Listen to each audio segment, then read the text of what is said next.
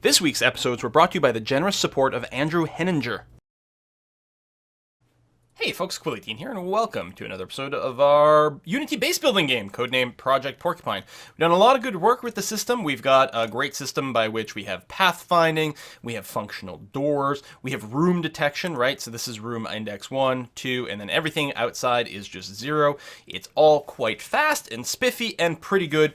I do want to start working on inventory. We did actually create a class for it at some point, because I think maybe our tiles just they point to inventory or something like that. But I think it might be time to do a little bit of a cleanup and a refactor.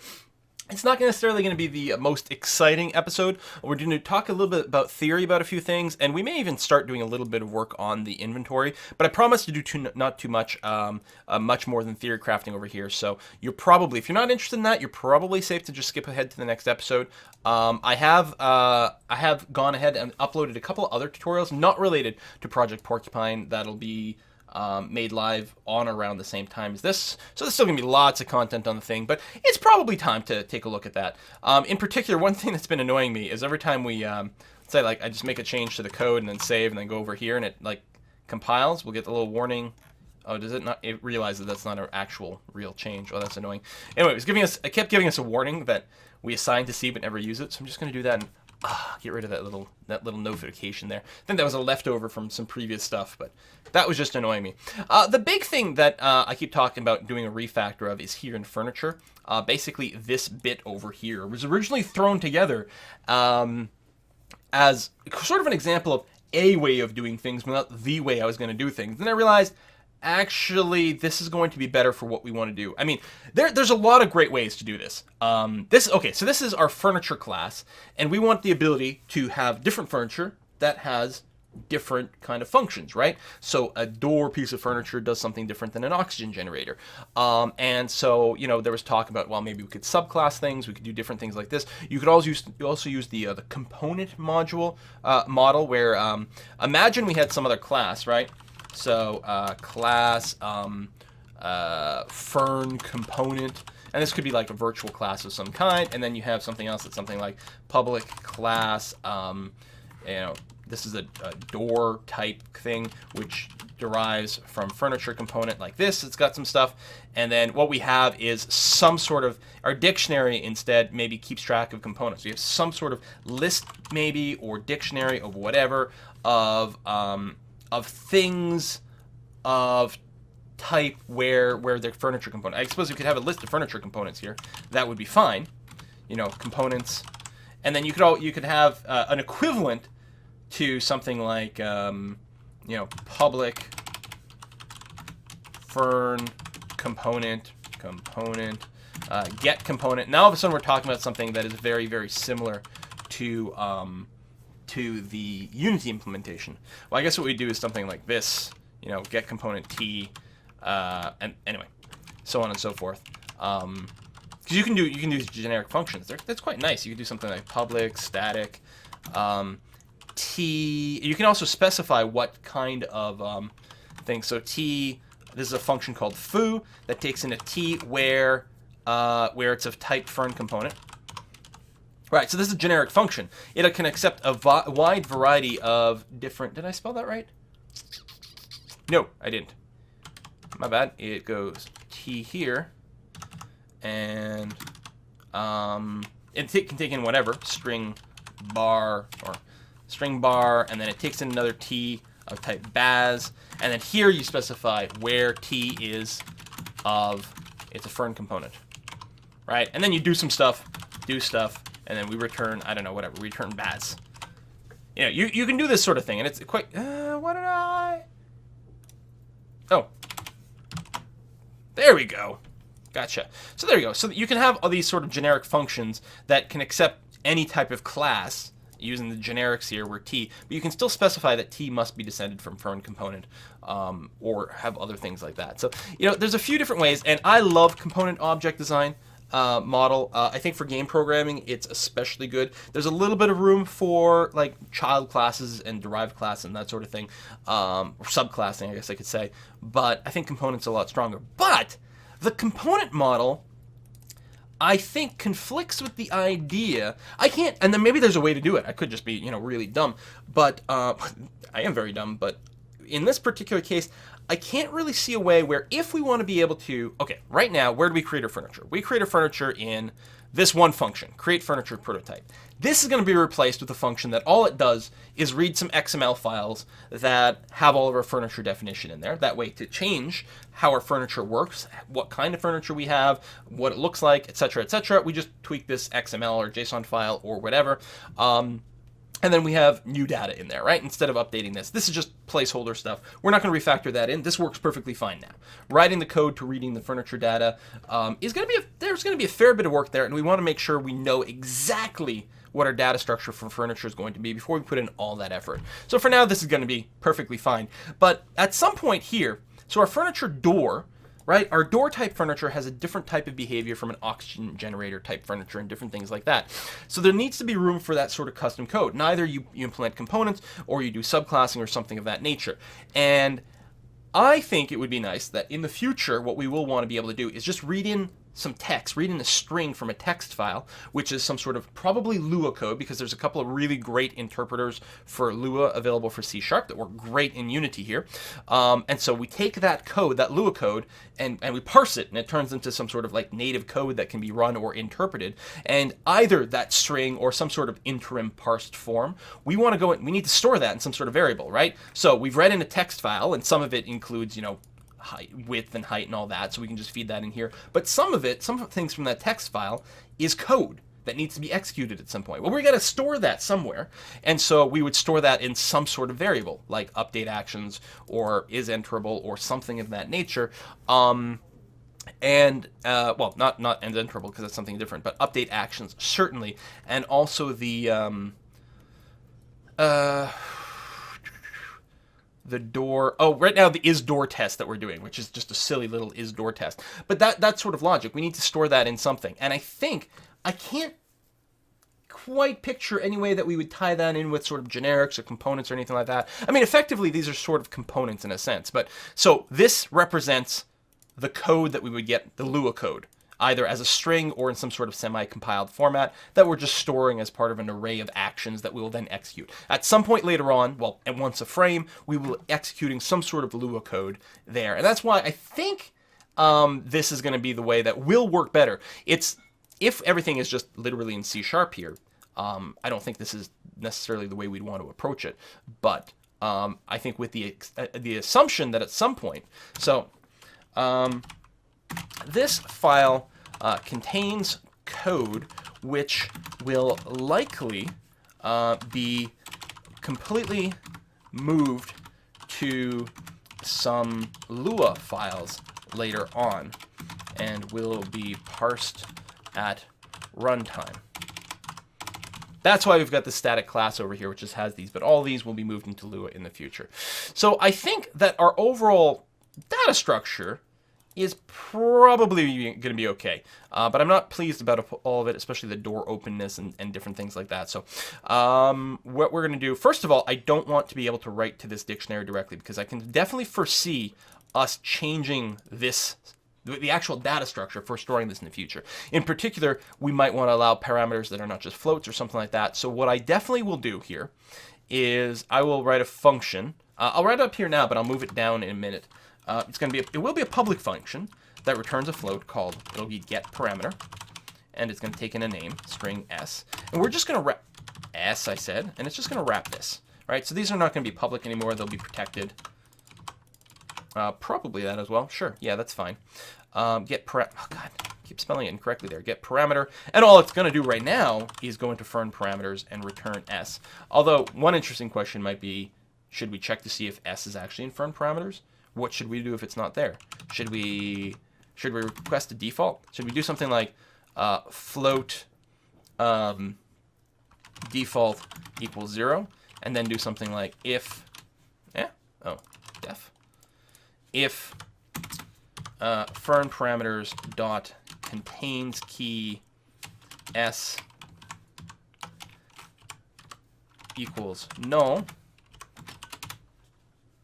I don't know, should I call it key, or I should probably do something like that, key, and then here I'll call this a default underscore value. Like that. If, not null, but false, right? If it doesn't have that in there, then we're going to return the default value. Or we could throw an error, we could do all kinds of different things, right? And but I think this is going to be a fine behavior, and otherwise we return whatever is in our parameters over there. And then we have a equivalent to this. I mean, we could do a property or whatever. I think in this case this is going to be fine. Set parameter, string key, value, and it doesn't return anything. It'll just set the parameter to this. And if it doesn't exist in the dictionary, that's okay. It'll create it at that point. So this is perfectly fine. So we're going to move these to the bottom. And that's protected. Let me go. This will probably have some errors now because I think stuff was accessing that at some point. And in fact, even internally to the furniture script, we'll probably want to do something about that. But so now we're going to say replace this with get parameter openness.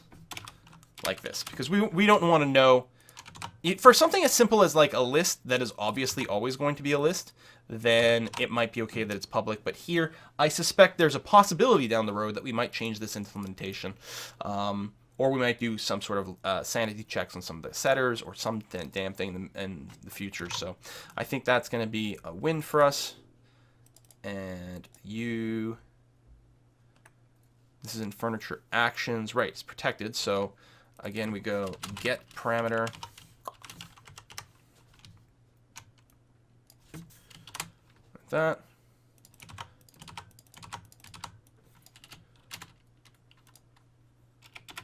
Interesting little autocomplete there. I guess I could do this and then that, and it'll wrap it the way I want. Yeah, all right. And like this. There's probably, I wonder if there's a better way to sort of copy paste this, or find and replace it is what I meant to say, to make it a little bit faster. Well, I'm happy we're doing this now before we get too far, because get parameter and set parameter will always be something we're okay with in some way, because I think we'll always have some sort of dictionary-ish thing. Oh, here we're setting. Oh, sorry, this is a set parameter. A few of these are. We're going to set it to that.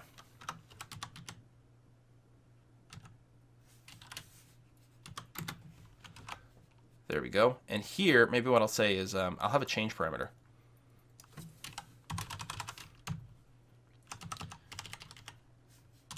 And you can change it by something like that. And this too. See, this is a set. And this is a change.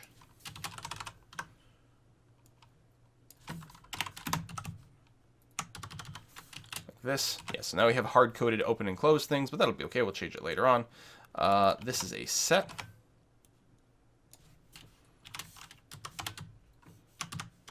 Set opening to be equal to 1. And here we are getting.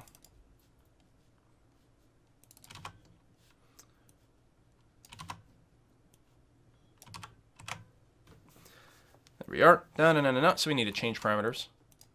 That sounds pretty legit. Change parameter.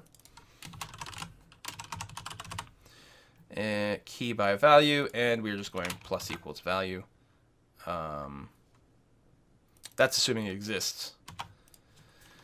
So if it doesn't exist, we just set it to the value.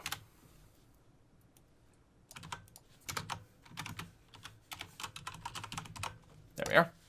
Something of that nature. So now I think that will compile again. Anything else? Foreign parameter is inaccessible. And yeah. So we go dot set param openness. All right, I guess the idea so far is I always made sure that there was a reasonable default value. Here we could just start to assume that these are okay, because 0 is what's going to happen, but we may as well just go ahead and set that's fine. Okay, so next thing is the update actions, which is probably, yeah, so far the last thing he's complained about. So update actions I made protected. I don't know if that needs to be. I suppose I could just make a function to register it. That's probably a good idea because things might change later on. So we'll make a public void register update action. And I don't remember the signature that we use for this. Is that.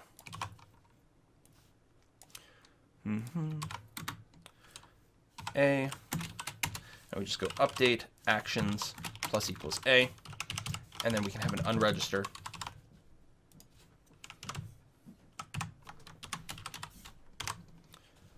And we go minus equals A. Something like that. So here, nope, in world, we go register, update action. So this is an action that gets run every update. And I guess I could put in some, start putting in some of these comments. Register a function that will be called every update. Later on, the alpha component, oh, A. Probably don't need that.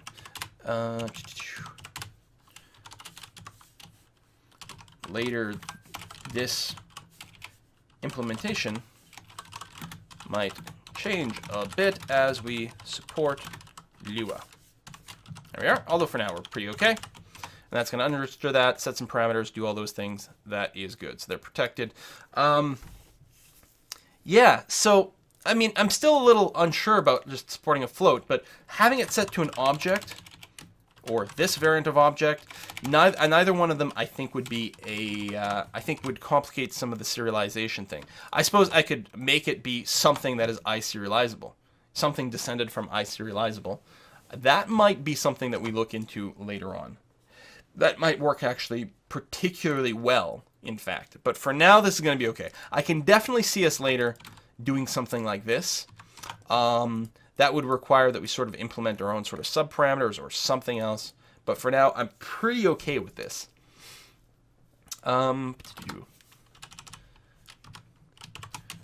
These actions are called every update. They get passed the furniture they belong to plus a delta time, which is what that is. All right, this is enterable here. And we also do a door check, don't we?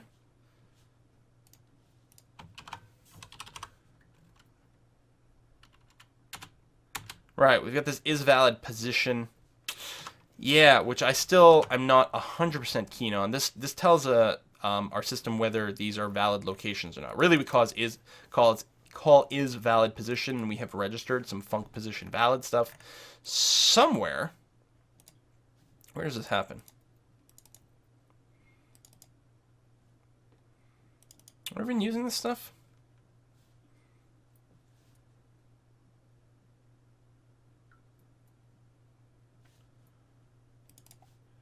Is position valid? Go to declaration. Yeah, I don't think we're actually using these, are we? Nope.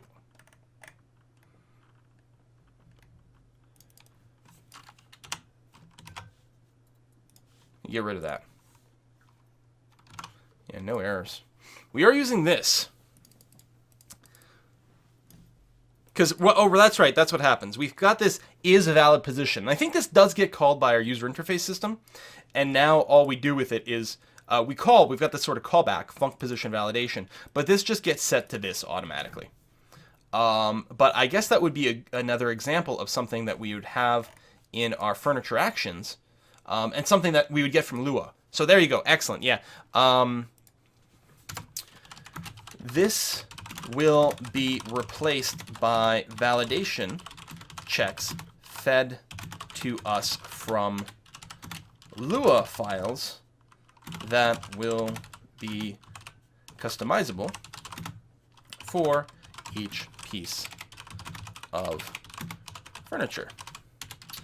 For example, a door might specify that it needs 2 walls to connect to.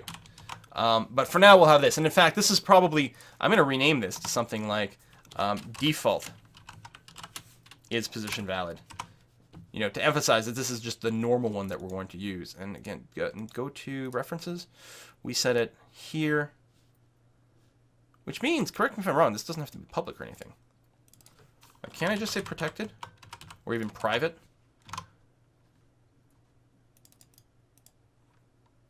Yeah, that's what I thought.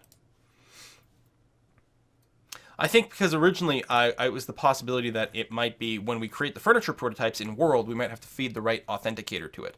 But if we're going to read it to the from the Lua file, I mean, in a sense, in the Lua file, the validation function is going to be public, of course, but it's only going to get called in the appropriate context. Like, it's not going to be a thing. So here, there's no reason anyone should ever call that directly. We just provide a default. Just in case you don't give a position default, by default, all furniture needs to be placed on the floor. And then later on, we'll override it with some stuff from the Lua. I'm quite happy with that still existing. Get schema, write XML, read XML, that is all stuff that has to be there. What I might do between episodes is just add a whole bunch of content. Or comments, I meant to say.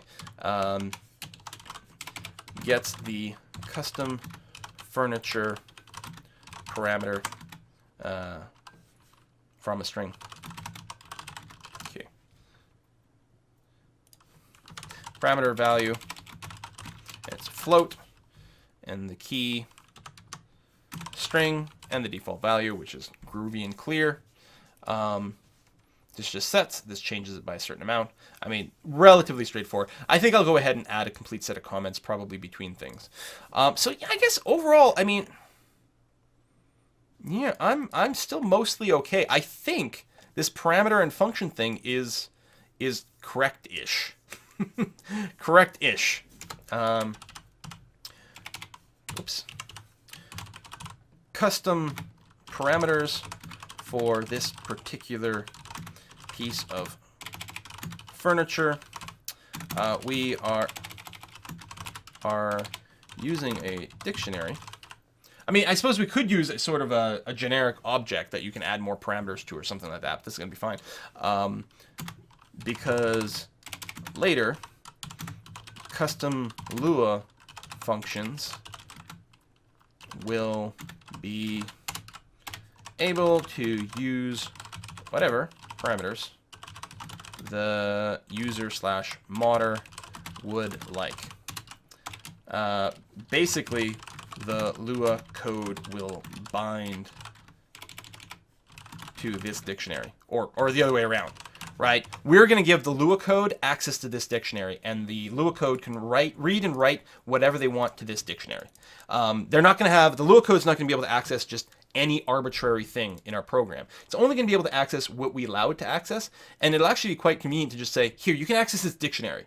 You can do whatever you want to this dictionary, that's fine. We might have to feed it a little bit more. We might have to, give it some ability to access the map, maybe find some information about height and width, which to me, some of these things, these are sort of like what I consider to be engine parameters, as opposed to this sort of flexible parameters here. Like, this is sort of like stuff that needs to exist in a much more physical sense to just make things, work.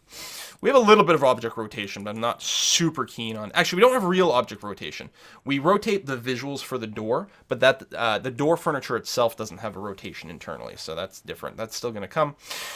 We've got our clone mechanics, copy constructor. Don't call this directly. Unless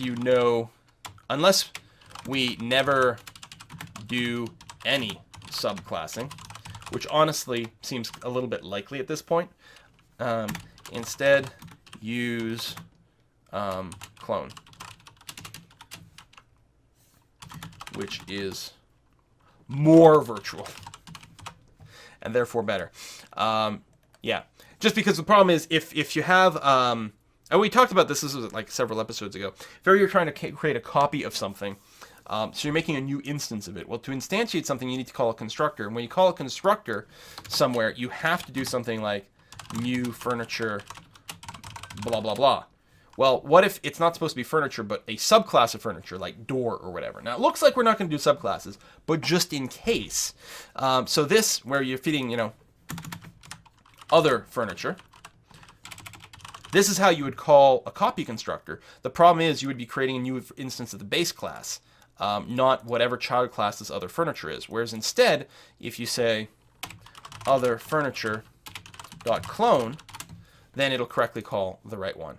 Because even like there's no sort of virtualness or whatever that will change going new furniture, because you're not calling new furniture from an instance of something that has a subclass. New furniture stands on its own, whereas clone must be called from a particular instance, which means clone will be called on the appropriate subclass if need be. So that's it. Make a copy of the current furniture. Subclasses should override this clone if a different subclassed copy constructor should be run. There you go, like that. It's a good setup. I like that thing. So yeah, I mean, I think I might be done. A lot of the sort of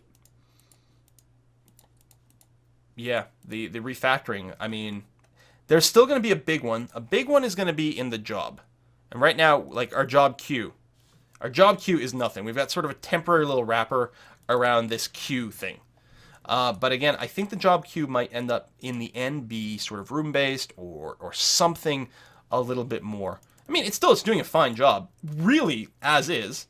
We really could just have a queue job in world, right? But by doing this, we're encapsulating that, and then we're going to be able to make some more changes later on. And yeah, it still would not be surprising to me if each room ended up having their own job queue. I guess one thing we haven't done is, in our room, over here, we have, in theory, this atmospheric information. It's not being set yet. But when we go and we create a new room, what we need to do is copy the data. So we've gotten, when we do the actual flood fill, we create a new room. And if we get to down here, we know that the new room is valid. So in our new room, we have to copy all the old data over from the old room.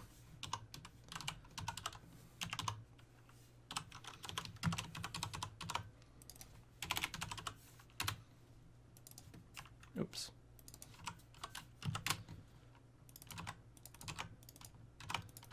Because basically the old room is probably getting split into 2, 3, or 4, depending on exactly how the tiles work out. But the new rooms will have exactly the same total, same pressure in all the different atmospherics, right? So copy data from the old room into the new room. That way nothing changes. And I guess the next thing we'll be doing relatively soon anyway. We might do the inventory stuff first, but we want to be able to destroy walls and doors and other pieces of furniture. And then what we'll have to do is, we'll still have to do a flood fill, and there'll still be sort of an old room, but some of the logic will change a little bit, because right now our assumption is that we're going from one room and then maybe splitting into more than one. But instead what's going to happen is we're going to be doing a flood fill that could actually combine multiple rooms together. And right now, that would fail if this, right? Because right now, we assume if we run into a tile that is flagged as something that is not the old room, we assume some other new room was created during a flood fill and got this done. But instead, that's not going to be true. And that'll be quite interesting. That'll be quite interesting. Oh, I could see what we could do. Because imagine, all right, here's what I'm talking about, right? Let's hit, play. Do the pathfinding test. Build wall. And then like that. And like that. So right now, this is all one room. I mean, pretend these doorways aren't here, right? This is all one room. And as soon as we do this, we split the room into 4. And all these new rooms just become, in terms of atmospheric content or whatever, a clone of the old one. And it's quite easy, because like it starts a flood fill here, it floods it all. Goes here, it floods it all, and whatever. One of the counter examples was if we end up doing something like that, and then we do this, and imagine there was a wall here. What'll happen, it's going to start a flood fill to the north, fill this all in, that'll be a room. And then it's going to start a flood fill to the west, and then realize that this western tile doesn't belong to the old room anymore. It belongs to some other room, and therefore it stops right away. Same thing for the south, although to the east, then it would create a new room over here. But here, when we destroy this tile, so I guess what we'll do is we'll start a flood fill in the middle, but, you know, and that'll be a brand new room, because there's literally nothing right there before. It was a null room. Right underneath the wall is a null room. You can see by room index -1. And then we're going to go up, and we're going to find a room index there. I guess what we're going to do is, well, no. Well, yeah. Is we're just going to check, because we assume if we go north, south, east, west, if we remove this tile, we can flood fill in all the directions. The only thing that would stop it is if there was literally like an impassable tile over there, which would be fine. So, right, we destroy this. We come in from the side, we destroy this one. So obviously, trying to flood fill west, it'll just stop instantly because that's another null room. But flooding northeast, southwest, or northeast, south in this case, it'll just make sure that if the tile we're hitting is already the new room. So right now, before we were checking to make sure that it wasn't not the old room, I know it's double negative. We're making sure that the tile was the old room before we flood filled it. Now we're going to check to see, is it the new room already? Then we're not going to flood fill it, because otherwise it is still going to hit 3 different rooms. It's going to start flood filling here on a null. It's going to go here. This is room, I don't know, well, here it's room 1. This is room 0. And then down here, well, it's still 0. Oh, yeah, because these are all outside. But in theory, this could be room index 1, 2, 3. So we're going to override all that with a new room of like 4 or whatever it is. So that should be relatively fine, but we do need to go and implement that. And it would be nice to have a little bulldoze button. So anyway, that'll probably be the video for next time. Not a whole heck of a lot happened in this one, but I'm feeling comfortable about where our code is overall. It felt like a little bit of a sanity check. And again, if you check the channel, there will be 2 other very content-terrific videos available on or around the same time as this video. We're doing some GUI overlay, like selection box stuff.